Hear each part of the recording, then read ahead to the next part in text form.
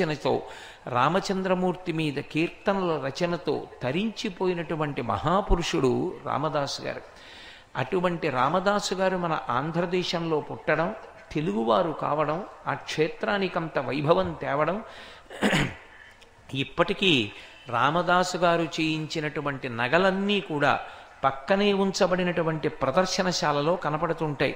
ఇప్పటికీ భద్రాచలం వెడితే దేవాలయంలోకి వెడుతున్నప్పుడు రాజద్వారం దాటగానే ఎడం చేతి పక్కన ఉన్నటువంటి ఆ రామదాసు గారి వస్తు ప్రదర్శనశాలలోకి వెడితే ఆయన చేయించినటువంటి ఉద్ధరిణి దగ్గర నుంచి అన్నీ కూడా ఆ లోపల పేర్చబడి ఉంటాయి. వాటన్నిటినీ మనం చూడొచ్చు. అంటే మహానుభావుడు రామదాసు గారికి భద్రాచల క్షేత్రానికి విడదీయరానటువంటి సంబంధం. ఇప్పటికీ సీతారామ కళ్యాణం జరిగితే రామదాసు గారు చేయించినటువంటి మంగళసూత్రాన్ని కూడా మెళ్ళో వేస్తారు. అందుకే ఒక్క సీతారామ కళ్యాణం భద్రాచలంలో జరిగేటప్పుడు మాత్రం శతమానాలు 2 ఉండవు, అంతకన్నా ఎక్కువ ఉంటాయి. కారణం ఏమిటి అంటే ఒక మంగళసూత్రం రామదాసు గారు చేయించింది, ఆ మంగళసూత్రం కూడా మెళ్ళో వేస్తారు. అంతటి ప్రఖ్యాతి వహించినటువంటి మహాభక్తుడు రామదాసు గారు. ఆ రామదాసు గారు రచించినటువంటి శతకం దాశరథీ శతకం. ఆ శతకానికి పేరు దాశరథీ శతకము అని పిలుస్తారు. శతకము అన్న మాటకు అర్థం ఏమిటంటే 2 ఒడ్లు ఉంటాయి. గోదావరి నది మధ్యలో ప్రవహిస్తుంటే అటొక ఒడ్డు ఇటొక ఒడ్డు ఎలా ఉంటుందో శతకానికి మొదటి పద్యానికి ఈవలి భాగం ఒక ఒడ్డైతే 100వ పద్యం ఒక ఒడ్డు. మధ్యలో ప్రవహించేటటువంటి శతకం, ఆ శతకానికి మకుటం ఏం చెప్పారో ఆ మకుటానికి ఉన్నటువంటి భావాన్ని ప్రతిపాదన చేస్తుంది. మకుటము అన్న మాటకు అర్థం ఏంటంటే సాధారణంగా శతక రచన చేసేటప్పుడు శతకంలో ఉన్నటువంటి పద్యానికి చివర ఏదో ఒక మాట వాడతారు. ఏ మాట వాడారో ఆ మాటే మిగిలిన పద్యాలన్నిటిలో వాడతారు. ఏదో వేమన శతకము అని నేను అన్నాను అనుకోండి, విశ్వదాభిరామ వినురవేమ అంటాడు.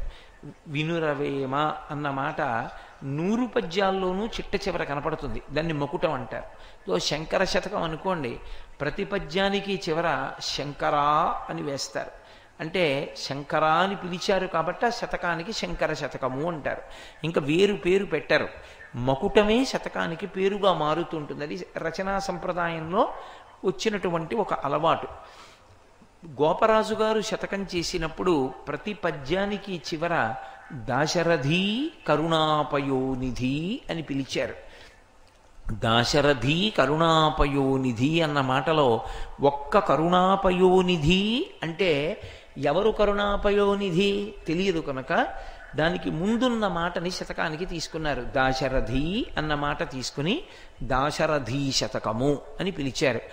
దాశరథి అంటే రాముడు, దశరథ మహారాజు గారి యొక్క కుమారుడు. దశరథ మహారాజు గారి కుమారుడు కనుక దాశరథి అని పిలుస్తారు. దశరథ మహారాజు గారి కుమారులు 4 ఉన్నారు, రామ లక్ష్మణ భరత శత్రుఘ్నులు. రామలక్ష్మణ భరత శత్రుఘ్నులు 4 ఉన్నప్పుడు దాశరథి అంటే రాముడే ఎందుకు అనుకోవాలి, లక్ష్మణ భరత శత్రుఘ్నులు అనుకోకూడదా అంటే ఎప్పుడైనా సరే గుణగానము చేసినప్పుడు రాముని గుణగానం చేస్తాను తప్ప లక్ష్మణ భరత శత్రుఘ్నుల యొక్క గుణగానము రామాయణ పరంగా రాముడితో సమానంగా ఉండదు. అందుకని దాశరథి అంటే రామచంద్రమూర్తే.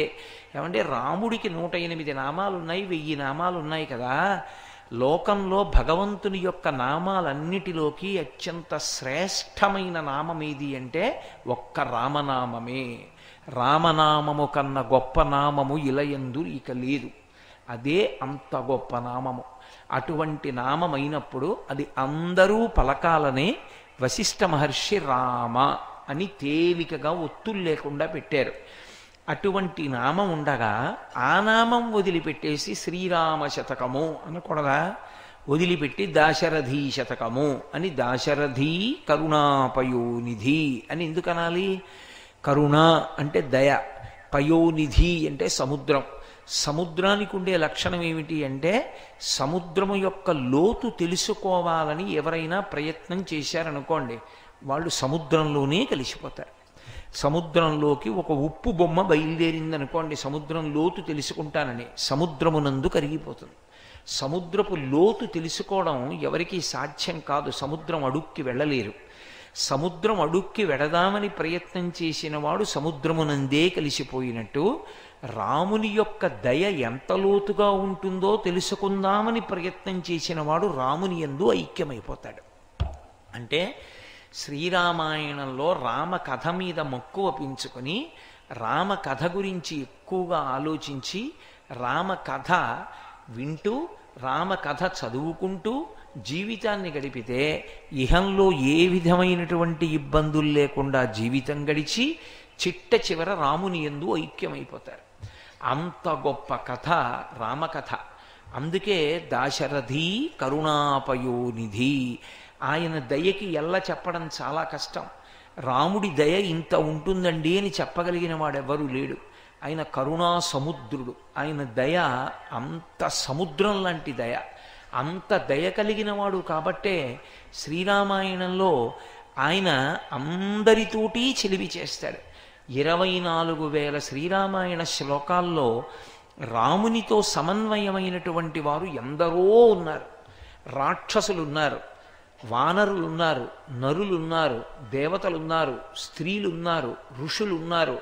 ఇంతమంది ఉన్న రామచంద్రమూర్తి మాత్రం తన జీవితం మొత్తం మీద ఎప్పుడూ ఎవ్వరినీ ఉద్దేశించి వీడు పనికి మాలినవాడు, వీడు నా పక్కన ఉండడానికి అనర్హుడన్న మాట అనలేదు. ఆయన అందరినీ తనతో కలుపుకుని తీసుకెళ్ళాడు. పైగా రాముడికి ఒక లక్షణం ఉంటుంది. రాముడితో ఎవరు కలిసి ఉంటారో వాడు బ్రతుకుతాడు, ఎవరు రాముడి నుంచి దూరం అవుతాడో వాడు మరణిస్తాడు. రాముడితో చేరి ఉన్నటువంటి వానరములు నిజానికి చాలా వానరములు మరణించాయి.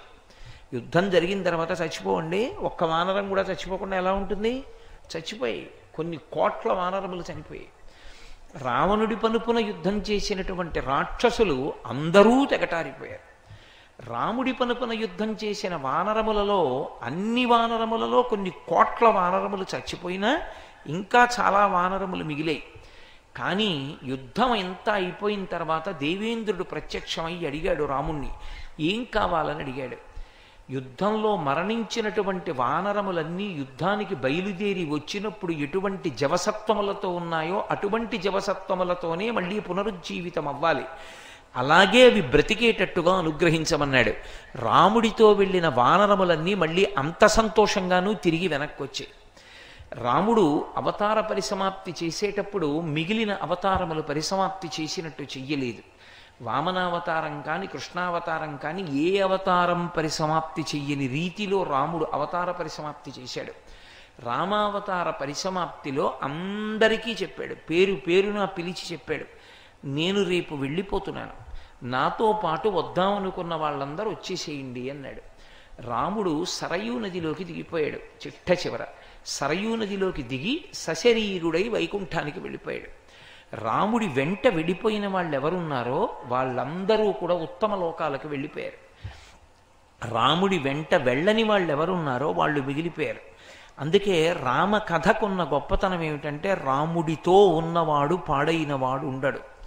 రాముడితో ఎవరున్నాడో, రామనామాన్ని ఎవడు పలికాడో, రామ కథని ఎవడు నమ్ముకున్నాడో, రామాయణాన్ని ఎవడు చదువుకుంటూ ఉంటాడో, ఎవడు రాముడి మీద భక్తితో జీవితాన్ని గడుపుతూ ఉంటాడో వాడికి శ్రీరామ రక్ష. అందుకే లోకంలో ఇంకా ఏ మాట వాడరు. తనని తాను రక్షించుకోలేని వాళ్ళని ఎవరినైనా రక్షించాలి అంటే తల్లి కూడా ఒక మాట అంటుంది, నీకు శ్రీరామ రక్ష అంటుంది. స్నానం చేస్తే శౌచం వస్తుంది, శౌచం వస్తే ఆశీర్వచనం వంట పడుతుంది. అందుకే పిల్లలకి నీళ్లు పొయ్యగానే రక్ష పెట్టడానికి నీళ్లు పోసినటువంటి మిగిలిన నీళ్లు తీసి నీళ్లు పోసుకునేటప్పుడు ఒక నియమం ఉంటుంది. పెద్దవాళ్ళు అవనివ్వండి, పిల్లలు అవనివ్వండి, ఏ పాత్రలో నీళ్లు మీరు పోసుకుంటున్నారో ఆ పాత్రలో చెంబుడు నీళ్లు కూడా మిగలకుండా స్నానం చేయకూడదు. స్నానం చేసిన తర్వాత నీళ్లు మిగలాలి. మిగిలిన నీళ్లలో తాను ఏ బట్ట కట్టుకు స్నానం చేశాడో ఆ బట్ట అందులో పడేయాలి, పడేసి బయటికి రావాలి.